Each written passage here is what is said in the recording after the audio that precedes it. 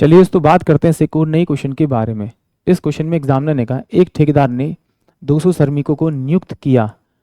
उन्होंने 10 दिन में 5/6 काम पूरा कर लिया। बारिश के कारण काम रुका और 2/5 काम बर्बाद भी हो गया। बारिश के बाद 150 मजदूर काम पर आए। कार्य कितने दिनों में पूरा होगा, ये एग्जामिनर मुझसे पूछ रहा है। तो चलिए आइए सॉल्व करते हैं।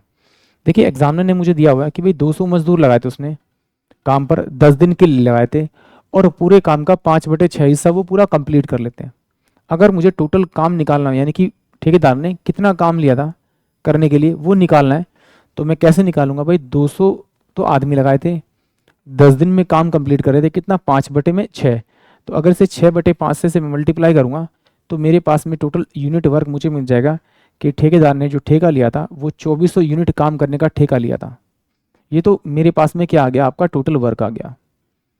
अब क्या कह रहा है कि भाई जो ठेकेदार ने 10 दिन तक काम कराया वो 10 दिन में 200 मजदूरों ने कितना काम कराया होगा, वो 2000 यूनिट काम कराया होगा। अगर ये इस तरह से नहीं निकालना तो मुझे पता है टोटल वर्क, तो मुझे पता है कितना काम पे लिया था उसने 2400, उसका 5/6 निकालोगे तो आपका 2000 आएगा। यानी कि उसने 2000 यूनिट उन्होंने 10 दिन में कंप्लीट कर लिया। तो काम करना बाकी कितना रह गया होगा आपका, काम करना बाकी कितना रह गया होगा आपका 400 यूनिट। अब कह रहा है कि भाई उसके बाद में बारिश के कारण काम रुका और 2/5 काम बर्बाद भी हो गया। और बर्बाद किस में से होगा भाई, उसी में से तो होगा जिसने उसने किया होगा। तो अगर इस 2000 का 2/5 निकालूंगा, इस 2000 का अगर 2/5 निकालूंगा तो 5 चौक 20, यानी कि 800 यूनिट काम बर्बाद हो गया। यानी कि इसे दोबारा 800 यूनिट काम करके देना पड़ेगा। तो टोटल काम उसे कितना करना है 1200 यूनिट। बट मजदूर काम पे कितने आए हैं उसके, आपके 150। तो अगर ये 1200 यूनिट काम कराना है 150 मजदूर से कराना है तो भी कितना टाइम लगेगा, ऐसे 8 दिन लगेंगे। यानी कि सिंपल सी बात है, ये जो 1200 यूनिट काम है वो तो कितने दिन में होगा आपका, 8 दिन में होगा। और पहले काम कितने कितने दिन हुआ, 10 दिन। तो 10 दिन अगर इसमें जोड़ दूंगा तो टोटल मेरे पास में कितना होगा 18 यूनिट, यानी 18 डेज।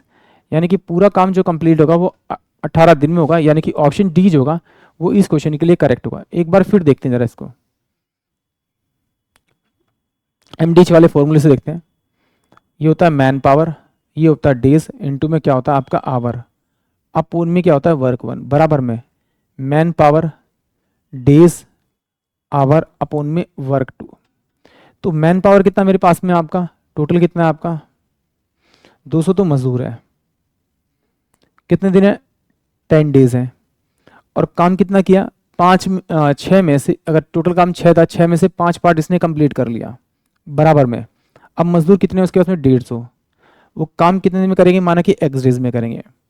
भाई पहले 5 काम कर रहा था, अब उसमें से 2/5 काम बर्बाद हो गया। यानी कि 5 इंटू में आपका 2 में अगर मैं 5 निकालूंगा इसका आपका, तो यानी कि टोटल 2 यूनिट काम क्या हुआ इसका आपका बर्बाद हो गया, जो कि इसे दोबारा करना था।